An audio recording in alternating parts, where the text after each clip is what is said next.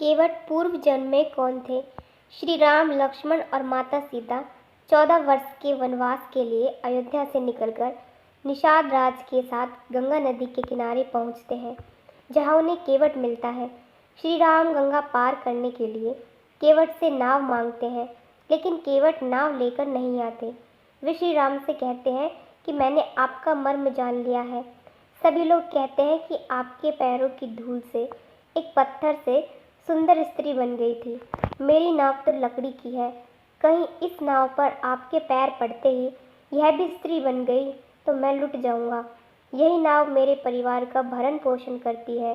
यहाँ प्रश्न यह उठता है कि आखिर वह कौन सा मर्म था जो केवट जान गए थे। इस संदर्भ में एक कथा मिलती है। एक बार क्षीर सागर में भगवान विष्णु शेष शैया पर विश्राम कर रहे थे और लक्ष्मी जी उनके पैर दबा रही थी। विष्णु जी के एक पैर का अंगूठा सैया के बाहर आ गया और लहरें उससे खिलवाड़ करने लगी। क्षीर सागर के एक कछुए ने इस दृश्य को देखा और मन में यह विचार किया कि मैं यदि भगवान विष्णु के अंगूठे को स्पर्श कर लूं तो मुझे मोक्ष मिल जाएगा। यह सोचकर वह कछुआ भगवान विष्णु के चरणों की ओर बढ़ा। उसे भगवान विष्णु की ओर आते हुए शेषनाग जी ने देख लिया और उसे भगाने के लिए जोर से फुफकारा। फुफकार सुनकर कछुआ भागकर छुप गया। कुछ समय पश्चात जब शेष जी का ध्यान हट गया तो उसने पुनः प्रयास किया। इस बार माता लक्ष्मी जी की दृष्टि उस पर पड़ गई और उन्होंने उसे भगा दिया। इस प्रकार उस कछुए ने अनेकों प्रयास किए, पर शेष जी और लक्ष्मी माता के कारण उसे कभी भी सफलता नहीं मिली। यहाँ तक कि सृष्टि की रचना हो गई और सतयुग बीत जाने के बाद त्रेता युग आ गया। इस बीच उस कछुए ने भी अनेक बार अनेक योनियों में जन्म लिया और प्रत्येक जन्म में भगवान की प्राप्ति का प्रयत्न करता रहा। अपने तपोबल से उसने दिव्य दृष्टि प्राप्त कर ली। कछुए को पता था कि त्रेता युग में वही क्षीर सागर में शयन करने वाले विष्णु जी राम का, वही शेषनाग जी लक्ष्मण का और वही माता लक्ष्मी सीता के रूप में अवतरित होंगे तथा वनवास के समय उन्हें गंगा पार उतरने की आवश्यकता पड़ेगी।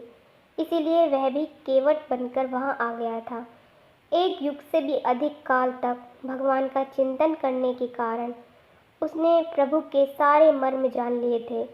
इसलिए उसने श्री राम से यह कहा था कि मैं आपका मर्म जानता हूँ। केवल इतना ही नहीं, इस बार केवट इस अवसर को किसी भी प्रकार हाथ से जाने नहीं देना चाहते थे। उन्हें याद था कि शेषनाग क्रोध करके फुफकारते थे और मैं डर जाता था। अब की बार वे लक्ष्मण के रूप में मुझ पर अपना बाण भी चला सकते हैं, पर इस बार उन्होंने अपने भय को त्याग दिया था। लक्ष्मण के तीर से मर जाना उन्हें स्वीकार था, पर इस अवसर को खोना गवारा नहीं था। इसीलिए केवट बोले, हे नाथ, मैं चरण कमल धोकर आप लोगों को नाव पर चढ़ा लूँगा। मैं आपसे उतराई भी नहीं चाहता। हे राम, मुझे आपकी दुहाई और दशरथ जी की सौगंध है, मैं आपसे बिल्कुल सच कह रहा हूँ। भले ही लक्ष्मण जी मुझे तीर मार दे, पर जब तक मैं आपके पैरों को पखार नहीं लूँगा तब तक हे कृपालु मैं पार नहीं उतारूँगा।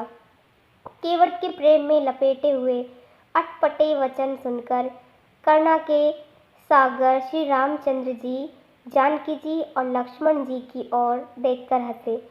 जैसे ही वे उनसे पूछ रहे हो, कहो अब क्या करूं?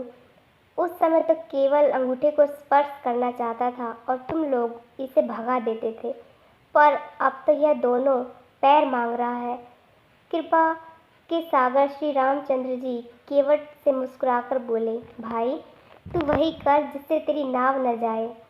जल्दी जल लाओ और चरण धो लो। केवट श्री रामचंद्र की आज्ञा पाकर कटोते में जल भरकर ले आए। अत्यंत आनंद और प्रेम में उमंग कर वह भगवान के चरण कमल धोने लगे। केवट ने पहले प्रभु श्री राम के चरण धोए और फिर उन्होंने अपनी नाव में श्री राम, सीता माता और लक्ष्मण जी को बैठाया। चरणों को धोकर और सारे परिवार सहित स्वयं उस जल चरणोदक को पीकर पहले उस महान पुण्य के द्वारा अपने पितरों को भव सागर से पार कर मोक्ष प्रदान करवा दिया। फिर आनंद पूर्वक प्रभु श्री रामचंद्र जी को गंगा जी के पार ले गए। निषाद राज और लक्ष्मण जी, सीता जी और राम जी नाव से उतरकर रेत में खड़े हो गए। तब केवट ने उतरकर प्रभु को दंडवत प्रणाम किया। उसको दंडवत करते देखकर प्रभु को संकोच हुआ कि इसको कुछ दिया नहीं। पति के हृदय को जानने वाली सीता जी ने आनंद भरे मन से अपनी रत्न जड़ित अंगूठी उंगली से उतारी। कृपालु श्री रामचंद्र जी ने केवट से कहा, नाव की उतराई लो।